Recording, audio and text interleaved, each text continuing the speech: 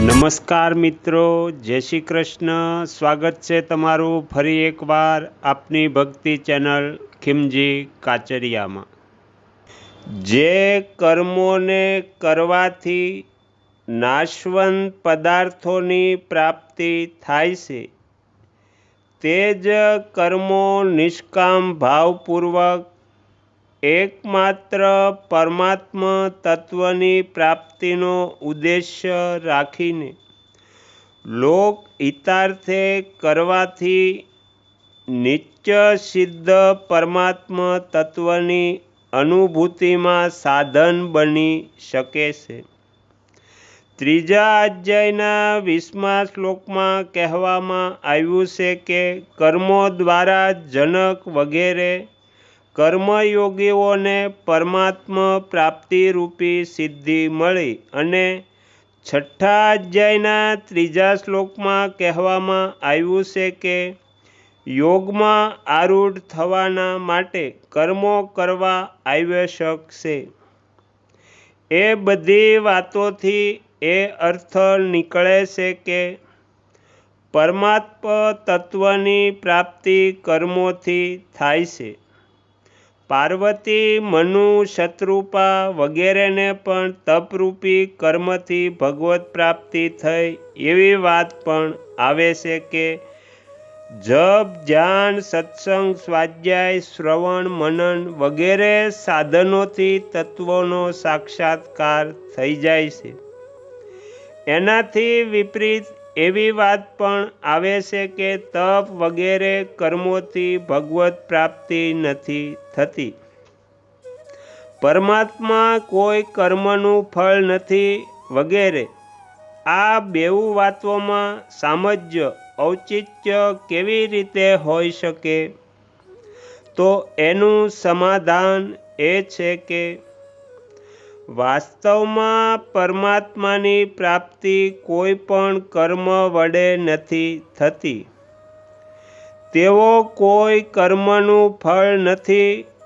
પરમાત્મા પ્રત્યેક સ્થળ, કાળ, વસ્તુ, વ્યક્તિ, ઘટના, પરિસ્થિતિ વગેરેમાં સદા સર્વદા વિદ્યમાન છે। તેઓ સદા સર્વદા સર્વને પ્રાપ્ત છે અને પ્રાણીઓની સદા સર્વદા એમનામાં જ સ્થિતિ છે।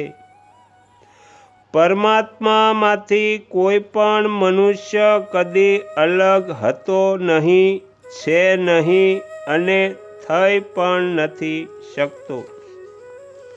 પરંતુ જડ પ્રકૃતિના કાર્ય શરીર, ઇન્દ્રિયો, મન, બુદ્ધિ, પદાર્થ વગેરે સાથે અહંતા મમતા પૂર્વક પોતાનો સંબંધ માનતા રહેવાથી મનુષ્ય પરમાત્મામાંથી વિમુખ થઈ જાય છે અને જે વાસ્તવમાં પોતાના છે તે પરમાત્માને પોતાના ન માનીને જે પોતાના છે જ નહીં તે નાશવંત પદાર્થોને પોતાના માનવા લાગી જાય છે। આથી જડ પદાર્થોની સાથે જીવનો જે રાગયુક્ત સંબંધ છે તેને દૂર કરવામાં જ સઘળા સાધનોની સાર્થકતા છે। જડતાથી સર્વથા સંબંધ વિચ્છેદ થતાં જ નિત્ય પ્રાપ્ત પરમાત્માનો અનુભવ થઈ જાય છે। આથી તપ વગેરે સાધન કરતાં કરતાં જ્યારે જડતાથી સંબંધ વિચ્છેદ થઈ જાય છે ત્યારે પરમાત્મા પ્રાપ્તિ થાય છે। એ જ સંબંધ વિચ્છેદ ત્યારે બહુ જ સુગમતાથી થઈ જાય છે જ્યારે નિષ્કામ ભાવે કેવળ લોકહિતના માટે કર્તવ્ય કર્મો કરવામાં આવે।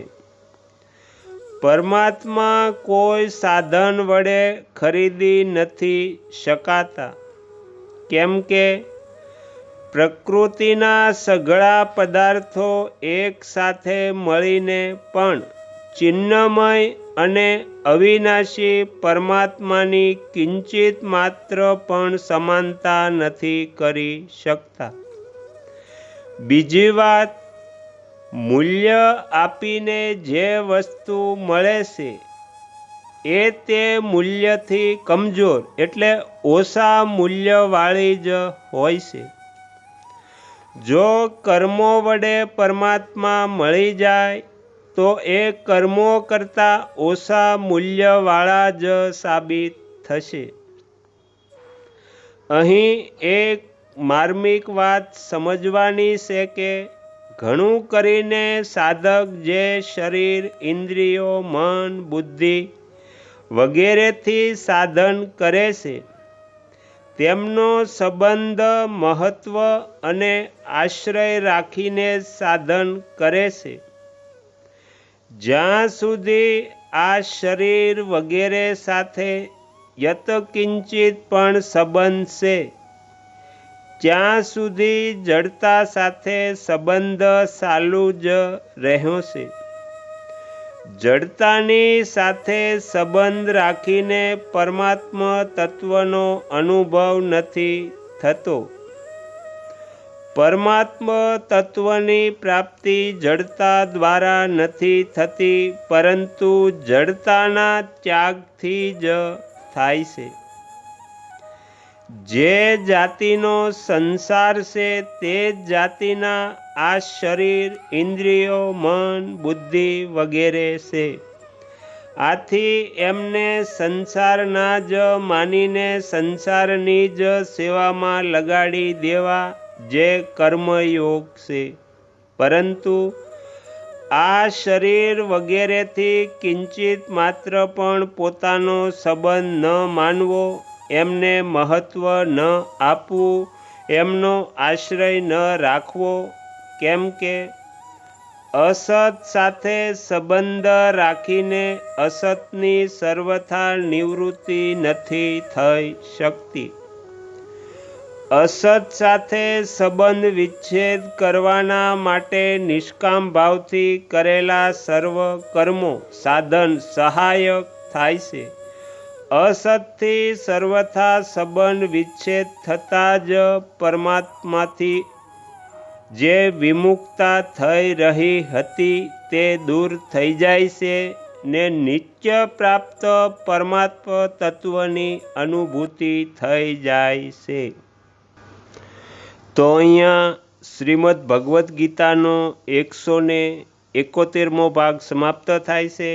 હવે પછીના વિડીયોમાં આપણે 172મો ભાગ સાંભળીશું.